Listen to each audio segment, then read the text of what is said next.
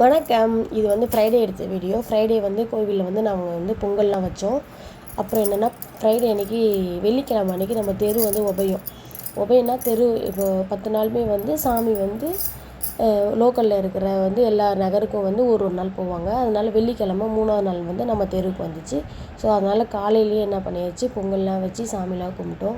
இன்றைக்கி வெள்ளிக்கிழமைன்றனால நான் இயர்லியாகவே போய் வச்சேன், கூட்டம் இருக்குன்னு சொல்லிட்டு. ஆனால் அப்போ கூட பயங்கர கூட்டமாக இருந்துச்சு. ஏன்னா இன்னும் சாட்டர்டேஸ் டைம்லலாம் நிறைய கூட்டம் வரும். வீக்கெண்ட்னால லீவ் டேஸ் இல்லையா, அதனால் செம்மையாக கூட்டம் வரும்.